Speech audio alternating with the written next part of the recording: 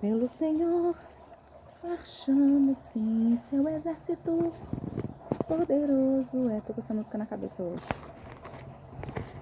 Bom dia, com muita alegria. Todos vocês, mais um dia aí do nosso estudo, mais um dia aí da leitura bíblica. Hoje nós estamos no dia 14 de janeiro de 2025, dia 8.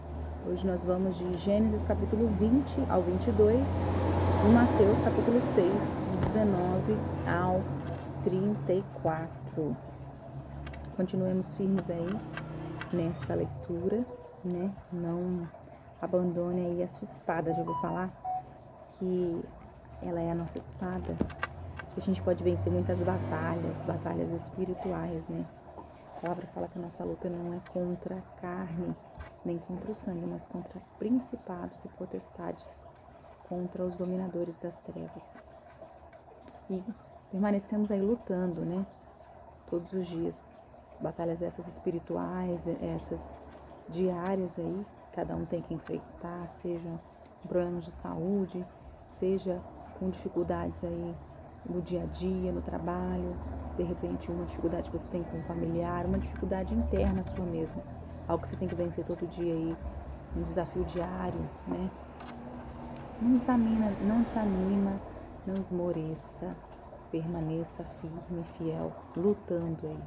Os anjos do Senhor também lutam ao nosso favor. Amém? Então vamos aí levar nossa cabeça para a gente iniciar a nossa leitura. Pai, nós queremos dar-lhe graças, Espírito Santo de Deus. Bom dia, Espírito Santo.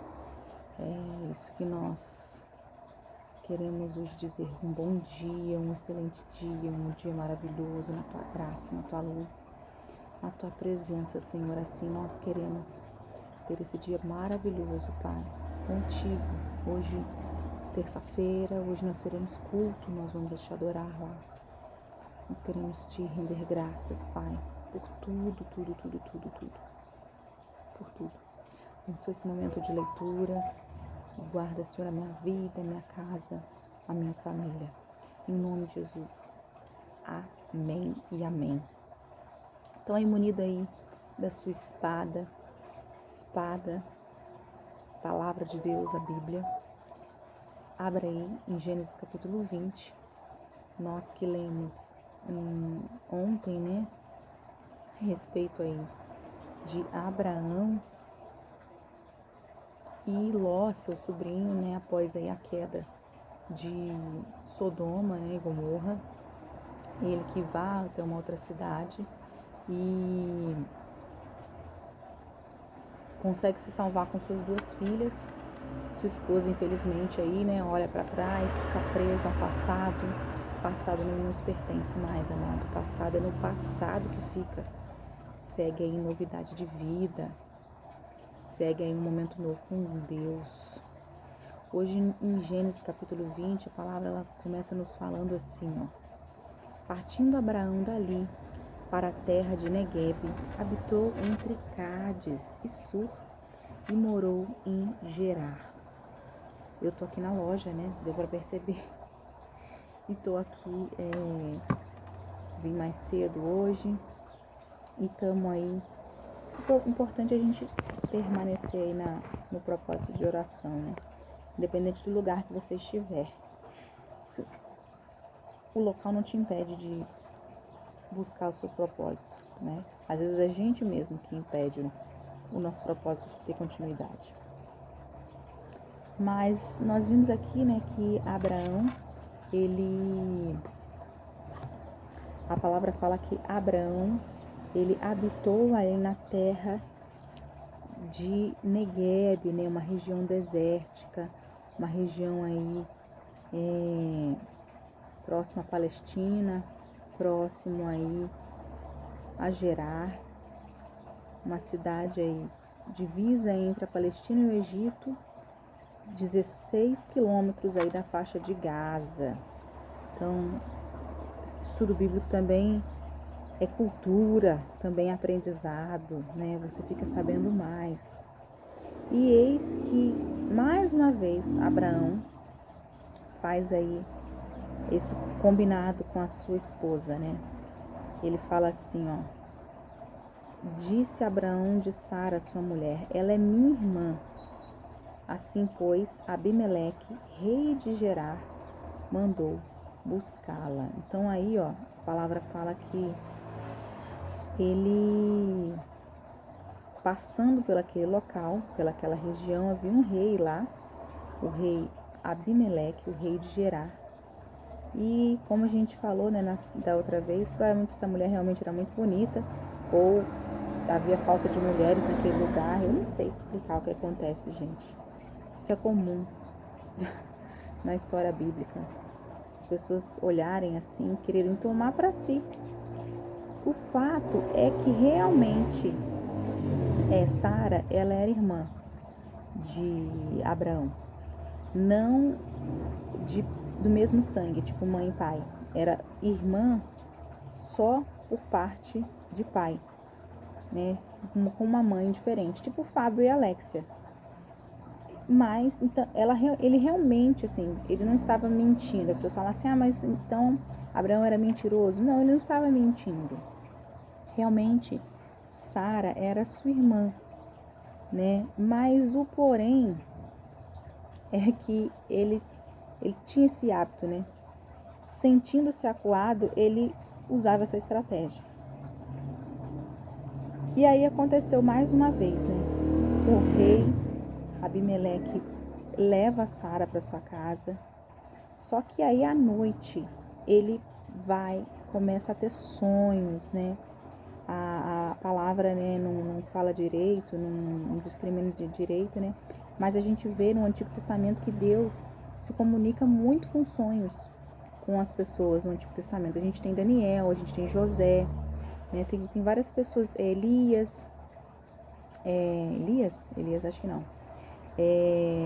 Mas o próprio Faraó, né, também teve sonhos e veio a comentar aí com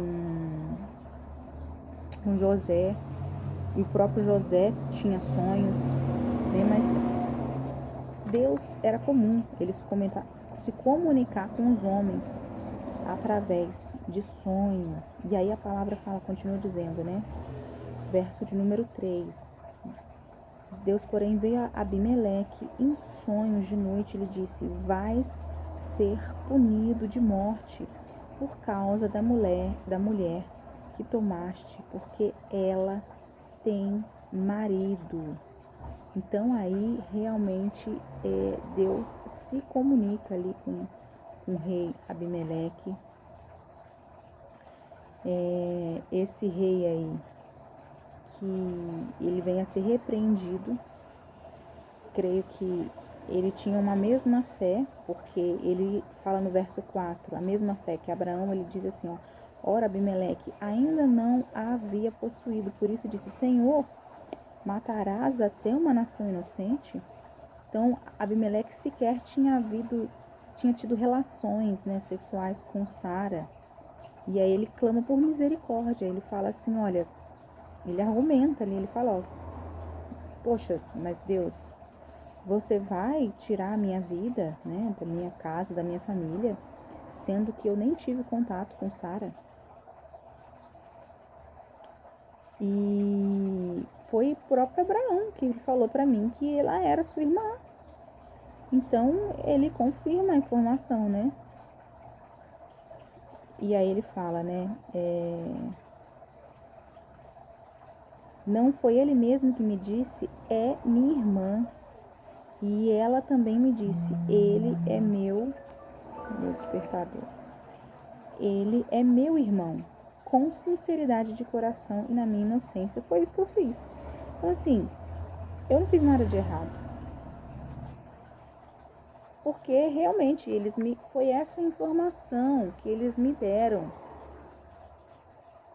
Ele nem imaginou que aquela mulher era casada. Não tinha como passar pela cabeça dele, né? Então, Deus aí o impede dele vir a pecar.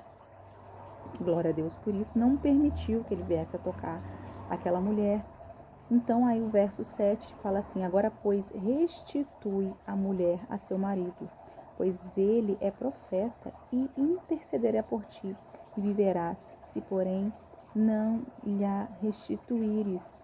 Sabe que certamente morrerás, tu e tudo o que é teu. Então, olha só, a palavra fala, é profeta. É notável, né, como é que Deus chamou a Abraão. Ele chamou o próprio Abraão de profeta. A própria palavra, né? Então, aqui mostra que Abraão também orava, né? Eu vou orar, eu vou orar. Tem uma música que eu vou mandar depois. Também essa música hoje. E realmente, assim, ele intercedia. E a oração do justo pode muito em seus efeitos. E isso é comprovado, né? Ele orava pelas outras pessoas. Então, assim, Deus ainda comprova, olha, restitui, Abimeleque. Faz o que eu estou falando com você. Que ele vai intervir a seu respeito. E aí, Abimeleque levanta de madrugada, chama todos os seus servos e lhe conta todas essas coisas. E os homens, eles ficam amedrontados, né, sabendo já quem era Abraão, a história de Abraão, o peso, né, que Abraão tinha. E ele vai bater de frente com Abraão. Que é isso que nos fizeste? Em que pequei eu contra ti, para trazeres tamanho pecado sobre mim e sobre o meu reino? Tu me fizeste o que não se deve fazer. Que estavas pensando para fazeres tal coisa? Que negócio é esse, cara? Então, Abraão vai, explica aí. Então, o que acontece, Abimeleque? Eu pensei comigo, né? A gente está chegando aqui na terra de Gerar, eu tô achando que as pessoas não têm temor a Deus. Então, provavelmente elas vão me matar eu, a minha mulher. Porque como eu falei da outra vez, né? Era comum, né? As pessoas, eles eram nômades. Eles iam se mudando de acordo com a pastagem, de acordo com a necessidade aí que a terra, a falta de recurso, né? Seja esse a grama, seja esse a água. Então, eles iam se mudando. Então, mudando mais uma vez de cidade, tem um pernilongo me mordendo. Mudando mais uma vez de cidade, eles falaram assim, não, aqui a gente não sabe, provavelmente deve ser como os demais, então eles vão querer tirar nossa vida, mas não. Abimeleque tinha temor aí a Deus. E ele ainda fala, né, ela é minha irmã, eu não falei mentira. Eu só omiti o detalhe que ela era minha esposa, mas ela é minha irmã mesmo, não tô falando mentira pra você. E aí,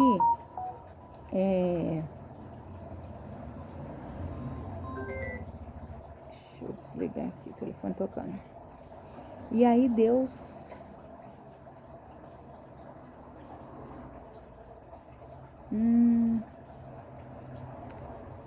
quando Deus me fez andar errante, verso 13, da casa de meu pai, eu disse a ela, este favor me farás.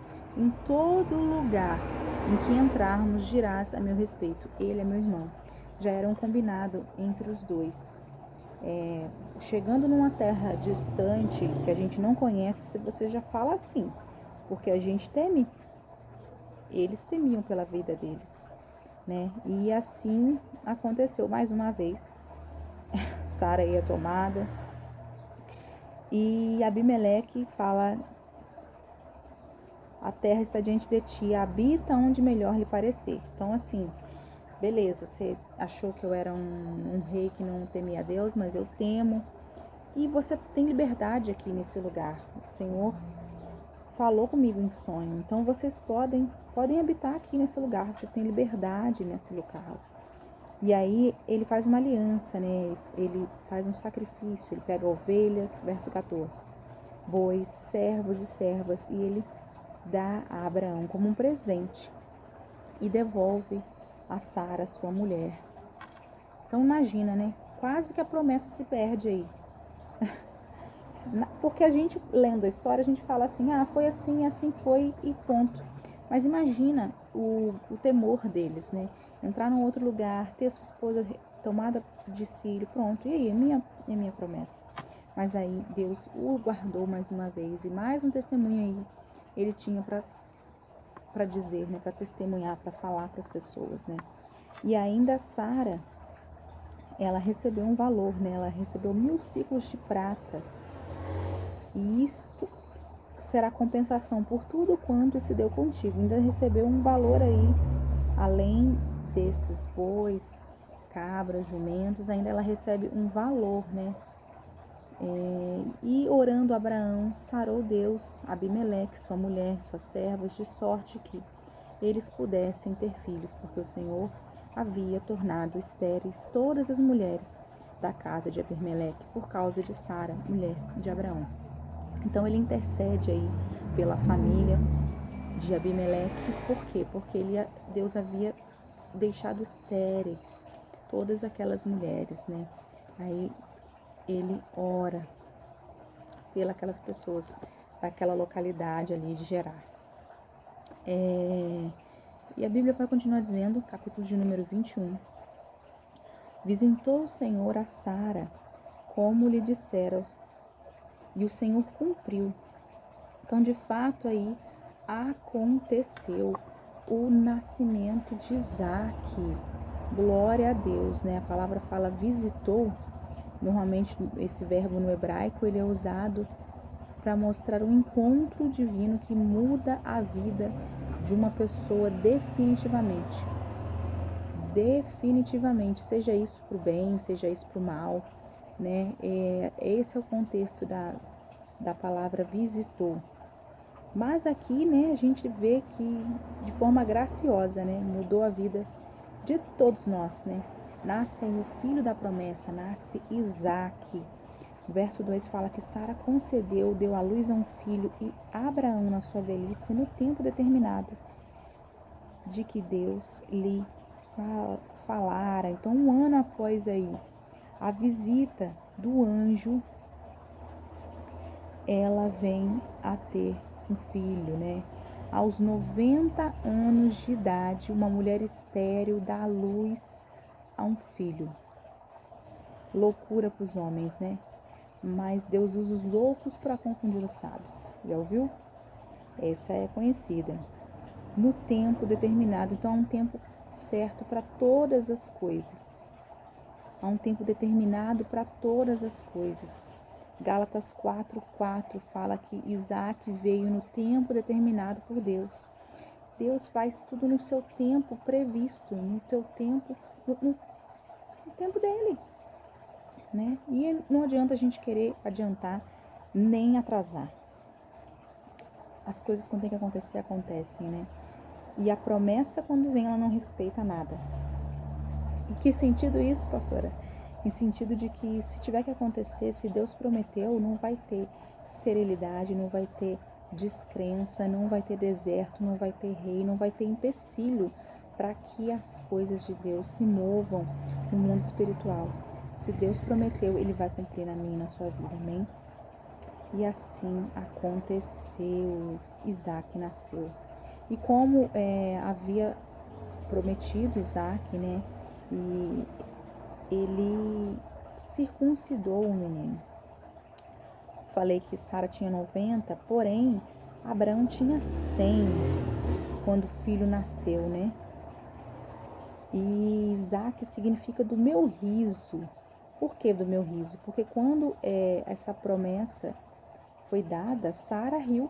O anjo visitou ali, Sara riu, estava lá escondida por trás da tenda, né? E a reação que ela teve, aquela entrega do anjo de Deus foi rir. Ela falou assim, não, Gênesis 21, versículo 6, vai dizer assim, disse Sara, Deus me deu motivo de riso, e todo aquele que ouviu isso vai rir-se juntamente comigo. Então, eis aí a felicidade, né? O riso, não o riso de felicidade, porque assim aconteceu, né? Aí agora a gente vai ter um conflito aí entre Sara e Agar. A palavra vai dizer, Isaac cresceu, foi desmamado. Então ela amamentou ainda essa criança, olha que lindo, né? No verso 7 vai dizer que Sara, quem diria que Sara amamentaria um filho? sim, na velhice ela ainda pôde amamentá-lo, ele foi desmamado a seu tempo certo e Abraão fez uma grande festa, né, um grande banquete. E aí vem um conflito, né? Vendo Sara que o filho de Agar, a egípcia, a qual dera à luz aquela serva, né? A Ismael, lembra? A gente já leu. Ela caçoava de Isaac.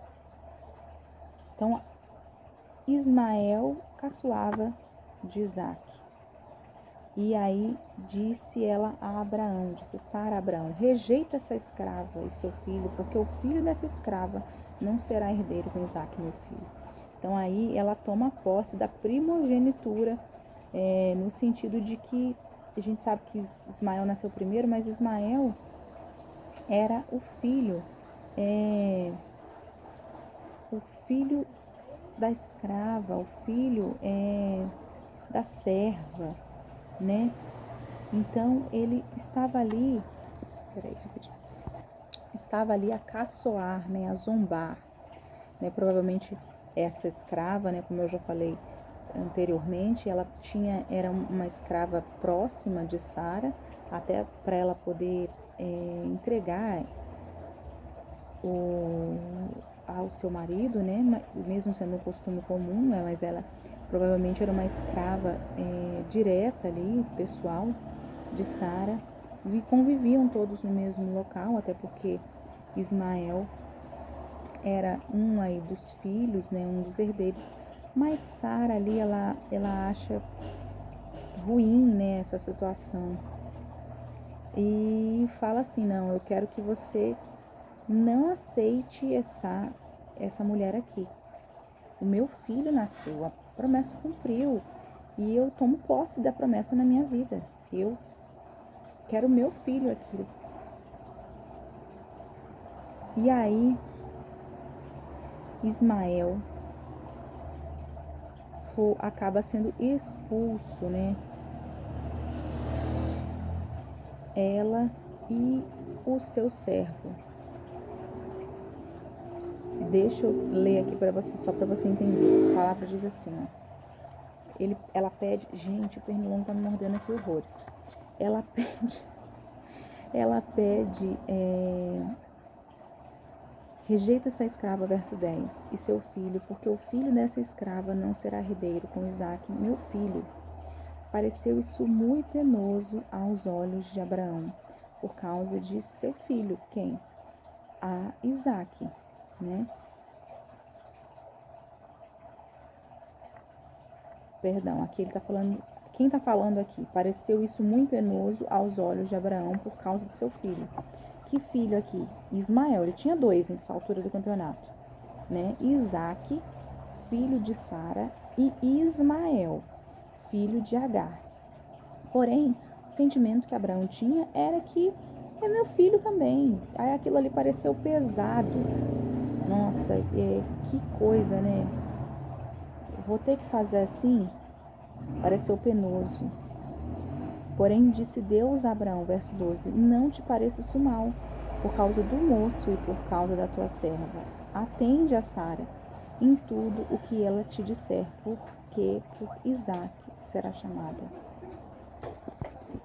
Parei para atender uma moça aqui. Porque de Isaac será chamada a tua descendência. Então, assim, por mais que o sentimento que Abraão teve naquele momento, naquele instante, foi de não vou fazer, Senhor. Ele é meu filho. Por que eu vou fazer isso? Mas o próprio Deus habilita, né, para que ele faça. Pode fazer, Abraão. Eu vou cuidar de Ismael. Fique em paz, porque ele também é seu descendente. Eu também tenho algo com ele. E realmente, Abraão cumpre ali o que ele havia falado com sua esposa, né?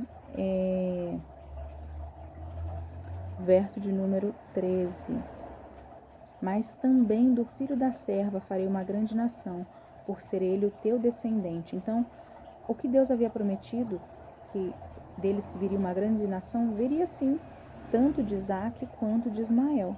Pode ficar tranquilo, eu vou cuidar. Então, Abraão, ele levanta de madrugada, verso 14, pega pão, pega um pote com água, um odre, né? põe nas costas de Agar, se despede ali da criança, né? Imagina essa situação. E ela sai sem ter para onde ir. Errante, o texto fala, pelo deserto. Imagina aí a situação, né? Eles andando diante da fronteira aí do deserto, sem saber para onde iriam, sem recursos, somente com um pote com água. E aí chega uma hora que a água acaba. Verso 15. Tendo acabado a água do odre, colocou ela o menino debaixo de um dos arbustos e, afastando-se, foi sentar-se. Então, assim, chegou uma hora em que ela falou: não, acabou a água, a gente vai morrer. E aí ela põe o filho debaixo de uma árvore, se afasta, chora e fala: infelizmente chegou o nosso tempo, não tem mais jeito. E ela se afasta, põe o menino debaixo da árvore, se afasta para ver ele morrer, para não sofrer. E aí a palavra fala no verso 17 que Deus, porém, ouviu a voz da criança, e um anjo de Deus chamou dos céus a Agar. Lhe disse: que tens, Agar? Não temas, porque Deus ouviu a voz do menino. Daí aonde está? Ergue-te, levanta o rapaz, segura-o pela mão, porque eu farei ele um grande povo. Então já imaginou? Essa mulher, ela representa aí muitas mães solo, né? Imagina essa situação sozinha, sem ter ninguém ali a recorrer, com aquela criança. Mas o Senhor fala: não, levanta, eu vou abençoar você, eu vou abençoar. Sobre o teu filho haverá uma grande nação. E aí ela fala: pode levantar, eu vou cuidar, eu vou guardar vocês. Então, no verso 19 vai dizer que ela vai enxergar um poço. Talvez o desespero foi tamanho, né, que ela, e o cansaço, né, andar aí durante muitos quilômetros sob um sol quente, sem proteção, ela consegue ter visão ali de um poço. No cansaço ela não estava enxergando, e aí ela passa a ver. E aí ali ela vai tomar água, aquela criança vai tomar água e eles vão sobreviver. A história não dá mais detalhes, né? O que foi dali à frente. Mas eis que realmente essa família foi guardada. Esse rapaz cresceu. E Ismael deu origem aos ismaelitas, né? E ele se tornou flecheiro. Você vai ver lá na frente, né, que ele vai dar origem aos ismaelitas. Vai dizer aqui, ó, que ele habitou no deserto de Parã e sua mãe o casou com uma mulher. Então ele teve aí a continuidade da sua família. Ele teve uma mulher, ele se casou e assim foi. Amém? Verso 22 diz assim: por esse tempo Abimeleque e Ficol, comandante do seu exército, disseram a Abraão: Deus é contigo em tudo que fazes. Agora, pois, jura-me aqui por Deus que não mentirás nem a meu filho, nem a meu neto, e sim que usarás comigo e com a terra em que tens habitado daquela mesma bondade com que eu te tratei. Então, o que acontece? Passado aí um período, o rei Abimeleque vai ter um encontro aí com Abraão, e Abimeleque, que era um rei filisteu, né? Como a gente viu, ele prosperou com a ajuda aí, além de Deus, né? Ali no deserto, guardando sobre a vida dele, lá na época de Ló. Também com o primeiro bênção que ele recebe ali através de Faraó, com essa segunda bênção que ele recebe do rei Abimeleque, ele também recebe presentes. Mas o fato é que ele prospera e ele vem a ser grande. E aí Abimeleque falou assim: não, então vou fazer uma aliança com essa pessoa, uma aliança de paz. Vamos firmar uma aliança de paz. Afinal de contas, nós estamos aqui no mesmo território. Então, como ele viu que tudo que ele botava a mão prosperava, Então ele falou assim, vamos fazer um pacto.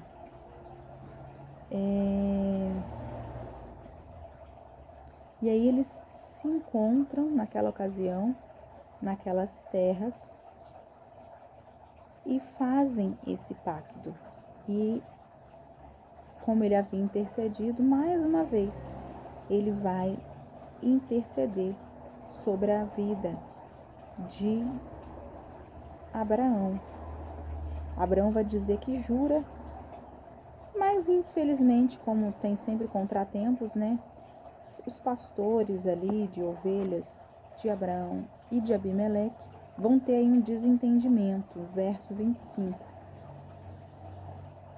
Vão ter um desentendimento por conta de quê? Por conta de um poço de água. Como eu falei, sendo um deserto, o que era mais importante ali, de mais ricos, eram os recursos naturais. Aqui, nesse caso, o recurso hídrico, a água. Então, era muito importante, né? Quem tinha água tinha tudo. E aí fala que um dos servos haviam tomado um dos poços de Abraão. Então, para você poder adquirir um poço, você tinha que cavar. Cavar, hoje, a gente tem ferramentas, né? Até de grande porte, mas e naquela época? Não assim havia. Então, imagina a trabalheira que dava. Então, se eu cavei um poço, esse poço é meu, e a pessoa não abria mão disso. E Abimeleque alega que ele não tinha consentimento disso, não sabia que o poço havia sido tomado pelos servos do rei Abimeleque. E aí, fala, só estou sabendo de hoje que isso está acontecendo. Ninguém me falou, ninguém me contou isso não. Então, Abraão, aí ele vai pegar ovelhas, bois, vai entregar Abimeleque. Então, vamos fazer um pacto? Vamos fazer uma aliança? Quer parar com essa palhaçada? E botou 7 cordeiras à parte. E aí Abimeleque falou assim, ué, mas por que essas 7 cordeiras estão separadas? Qual que é o significado, né? E aí Abraão responde, verso 30, receberás das minhas mãos as 7 cordeiras, para que me sirva de testemunho de que eu cavei este poço. Aí, como eu disse, né? O recurso natural era algo de suma importância. E se eu cavei, esse poço é meu e pronto, acabou. Então, você dá a sua palavra. As coisas eram feitas com palavras, diferente de hoje, que as pessoas muitas vezes não têm palavra. Era sim, sim, não, não. Se eu prometi algo a você, eu vou cumprir. A minha palavra tem mais peso do que simplesmente um papel. Hoje a gente faz contratos, né? As pessoas fazem contratos de casamento, contratos de compra e venda. A gente tem um cartório que emite documentos, né, e comprovam a legitimidade de algo que você possui. Mas antigamente era palavra, né? E alianças que as pessoas faziam. E ali eles fazem uma aliança, verso 32. Ali fizeram aliança em Berseba. Levantaram-se Abimeleque, ficou o seu comandante aí do exército, e voltaram para as terras dos filisteus. E ali Abraão, ele planta uma tamargueira, invoca o nome de Deus. Então, a árvore plantada ali, ela tinha um propósito. Ela para ser um lembrete entre Abimeleque de que aquele lugar ali, ele servia como sinal destinado de culto a Deus, um símbolo mesmo da presença de Deus, uma presença grandiosa, né? Garantia aí o patriarca aí, Abraão,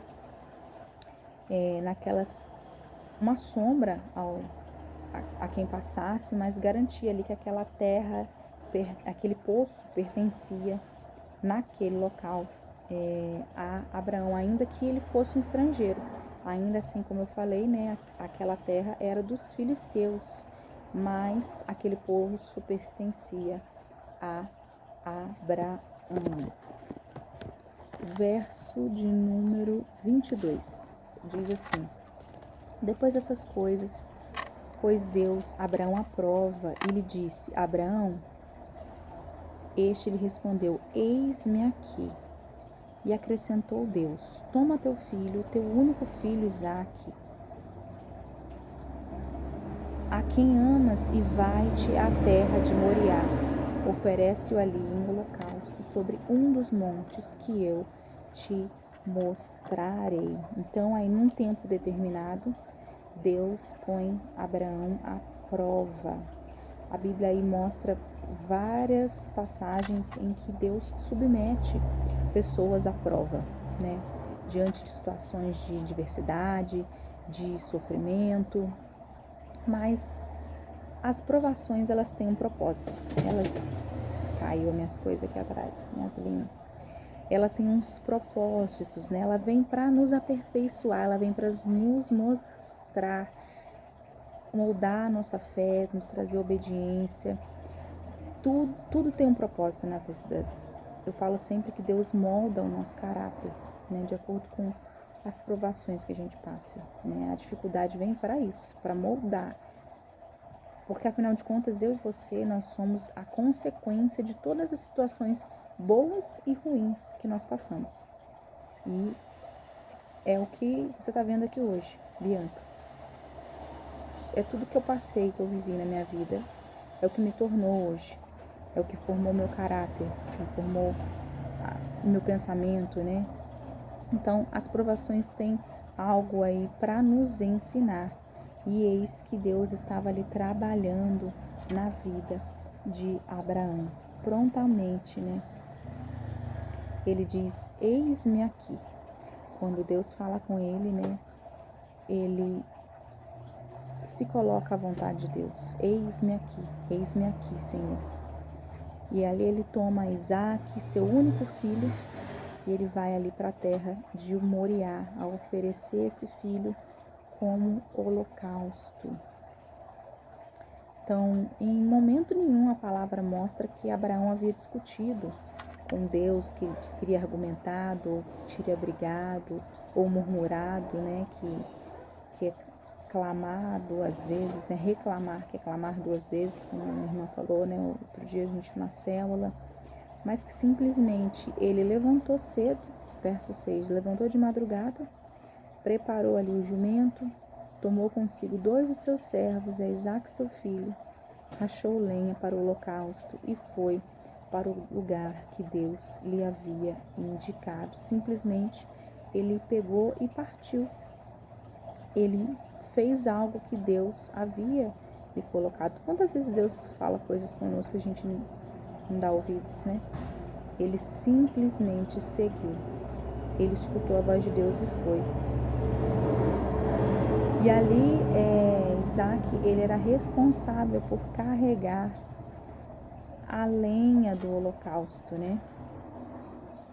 A lenha do holocausto para o lugar a qual foi indicado, né? Então, eu não sei dizer qual idade ali Isaac possuía, mas ele tinha tamanho suficiente para fazer essa tarefa, para carregar algo. Pode ser que ele tinha a idade aí do Fábio, uns 13 anos, né? Ou menos, 8 anos, também dá para carregar. Mas o fato é que Isaac foi também obediente ao pai, porque poderia falar assim, eu não vou fazer e tal, mas não. Ele também não questionou, ele acompanhou. Talvez algo que já fosse comum, ele vê o pai fazer sacrifícios, dessa vez eu vou. Mas poderia não querer ir, mas ele também segue sem questionar. Mas há um momento aí em que Isaac vai perguntar. No verso 5 a gente vai ver que em certo ponto ele tinha servos que os acompanhavam, em certo ponto ele deixa os servos para trás e fala, espera aí com o jumento, Monte Moriá, um monte alto, né? Local esse, Monte Moriá, em que hoje nós temos um templo islâmico que chama Cúpula da Rocha. Então, hoje, atualmente, né, na cidade velha, a cidade de Jerusalém, na mesquita de Omar, há aí um templo, né, que é considerado como patrimônio histórico, né, pela Unesco. Esse templo aí em que eles acreditam que foi usado também por Abraão, né? O texto a qual nós estamos lendo nesse ritual aí. Também por Davi, por Salomão. Acredita-se que ali foi também feito cadê o lugar aqui? Onde ele foi construído o primeiro templo, né, que é o templo de Salomão. E acredita-se também que é onde foi feito aí o primeiro sacrifício, ali por Caim e Abel, né, onde Noé também saiu da arca depois do dilúvio e veio a oferecer sacrifício aí nesse monte, o Monte Moriá. Então hoje ali ele é um santuário islâmico, né? Esse local existe, né? Então lá foi feito, falei, né, que eles estavam seguindo esse monte, existe, tá lá, porém você, por ser um santuário islâmico, a gente acredita que não pode visitar, né? Não sei como funciona aqui em Jundiaí. Eu sei que tem um templo islâmico ali, mas eu não sei se ele é aberto à visitação, né? Eu falo porque seria interessante, a gente não está indo para Israel, né? Mas quem sabe sonhar grande, sonhar pequeno, dá o mesmo esforço. Eu posso sonhar em visitar um dia Israel aí e conhecer, né, os pontos turísticos, os pontos históricos aí, esse local, né, essa pedra que ainda está lá, a pedra do sacrifício. Mas voltando aí à história, vai dizer, chegou a certo ponto, os servos ficaram junto ali com o que eles estavam usando para chegar no local, né, o meio de locomoção, que eram os jumentos, e aí eles vão sozinhos, Abraão e Isaac. Abraão com a lenha, tomou Abraão a lenha, verso 6, do holocausto e a colocou sobre Isaac. Isaac com a lenha e Abraão com o fogo e o cutelo, que é uma espécie de machadinha, né? Eles foram caminhando juntos. E quando Isaac disse a Abraão, então vai chegar um momento em que o filho vai falar, ué pai, os servos ficaram para trás, o jumento também ficou. Beleza, mas cadê o cordeiro? Não tem como fazer um sacrifício sem o cordeiro. E ele responde, verso 8, Deus proverá para si, meu filho, o cordeiro para o holocausto. E aí, sem mais delongas, eles seguiram, eles caminharam em direção aí ao local, aonde seria,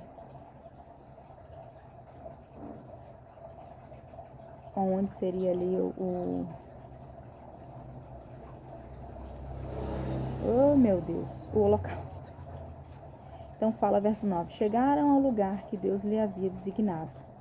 Ali edificou Abraão um altar, então as pedras foram armadas, organizadas, a lenha foi disposta e imagina, beleza, filho, vamos amarrar você. Você é o holocausto. Você é a oferenda. E fala que ele deitou Abraão no altar, em cima da lenha. Como eu falei, esse filho, imagina a obediência, né?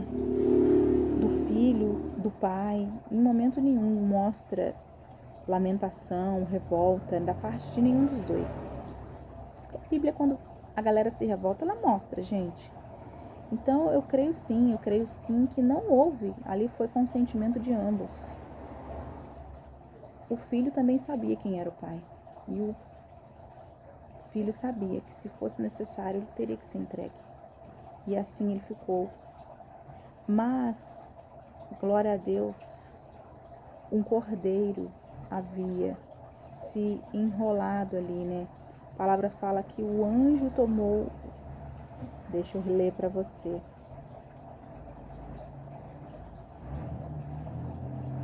Verso 10. Estendendo a mão, tomou o cutelo para imolar o filho. Na hora que Deus coloca Abraão à prova, vai entregar. é seu filho querido, você vai ter que entregar. Quando a gente idolatra certas coisas, Deus pede para a gente de volta.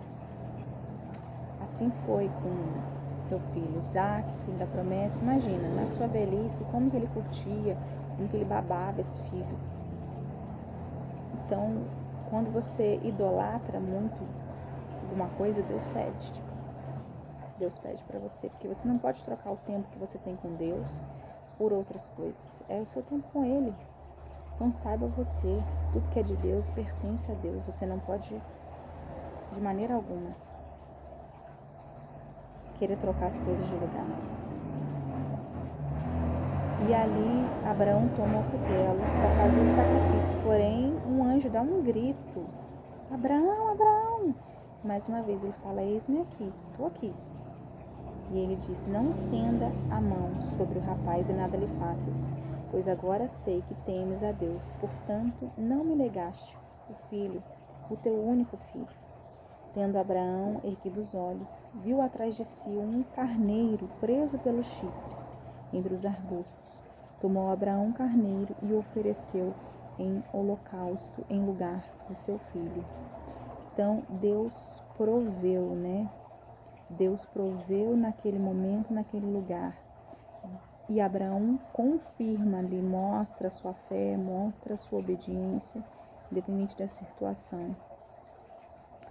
Deus proveu o holocausto e aquele lugar é chamado de Deus proverá. Em hebraico, né? Ire, Deus proverá. E aí a gente continua. Verso de número 15. Então do céu bradou uma segunda vez o anjo do Senhor e disse: jurei por mim mesmo, diz o Senhor, porquanto fizeste isso e não me negaste o teu único filho, que deveras te abençoarei e certamente multiplicarei a tua descendência. Então, mais uma vez, Deus mostra que a promessa vai se cumprir. Fica tranquilo. Você vai ter muitos filhos e filhas. Passado aí esse período, né? Essa história aí em Terá mostra a descendência de Naor. Quem é Naor? Era o irmão de Abraão. E aí um pequeno registro, né, que mostra e termina aí com a discriminação aí de cada um deles.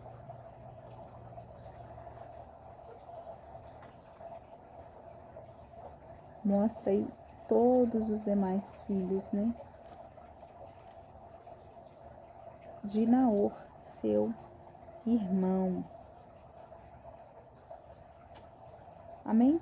Até aí. Eu vou parar aqui porque o meu celular vai dar pau. E aí eu vou continuar o verso depois, né? Mas até aí então. Só para finalizar, né? Então termina aí com a complexibilidade, né, da morte de Isaac, né? Ali houve essa possibilidade, mas o Senhor guarda aí essa geração, a geração de Abraão. Amém? Até Mateus.